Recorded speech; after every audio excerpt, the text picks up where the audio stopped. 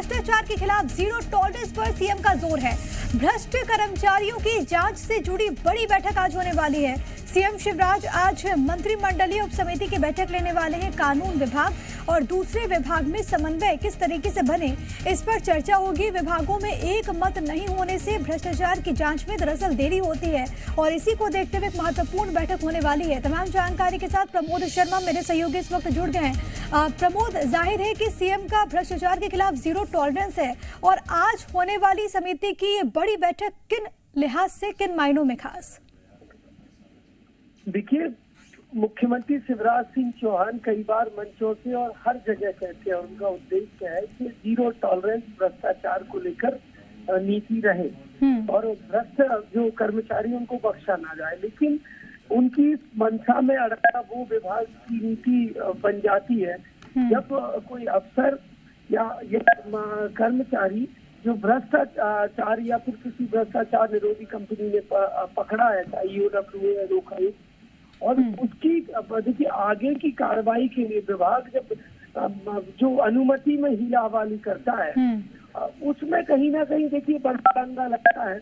जो संबंधित शासकीय कर्मचारी के मामले में जो विभाग है वो अनुमति देने में देरी करता है। विभाग और संबंधित विभाग के जो मत है वो अलग होने के चलते वो कार्रवाई में देरी होती है। इसीलिए सरकार ने मंत्रिमंडल समिति का गठन किया था, जिसकी आज बैठक महत्वपूर्ण है। 1 बजे मंत्रालय में होगा, मुख्यमंत्री मौजूद रहेंगे। देखिए कैसे कर्मचारी के संबंधित विभाग और जो कानून विभाग है उसका मत एक हो, भ्रष्टाचारी के खिलाफ उसको बख्शा ना जाए। बिल्कुल, ये बहुत ज्यादा महत्वपूर्ण भी है प्रमोद। त्वरित कार्रवाई हो और विभागों में मत बन सके, समन्वय हो सके किस तरीके से बेहतर ढंग से, उसको लेकर चर्चा होगी। आप नजर बनाए रखिएगा। फिलहाल के लिए बहुत धन्यवाद प्रमोद तमाम बातचीत के लिए। वहीं भोपाल में आज मुख्यमंत्री शिवराज सिंह चौहान मंत्रियों के साथ अहम बैठक भी करने वाले हैं। मुख्यमंत्री निवास पर दोपहर में ये बैठक बुलाई गई है। निकाय चुनाव को लेकर चर्चा की उम्मीद है।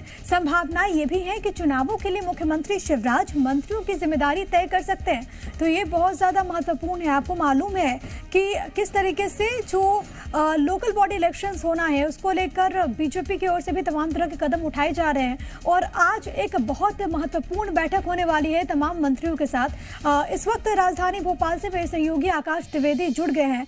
आकाश, शहर की सरकार को लेकर संग्राम और इस बीच ये खबर कि आज मंत्रियों की अहम बैठक होने वाली है सीएम आवास पर, चुनाव के मद्देनजर कोई जिम्मेदारी मिल सकती है? बिल्कुल, मंत्रियों की जिम्मेदारी निकाय चुनाव में तय हो सकती है। आज की बैठक में निकाय चुनाव के मुद्दे पर चर्चा होगी। देखिए, निकाय चुनाव में टिकट बंटवारे के फॉर्मूले पर भी चर्चा संभव है। मुख्यमंत्री शिवराज सिंह चौहान ने बैठक अपने आवास पर सीएम हाउस पर बुलाई है।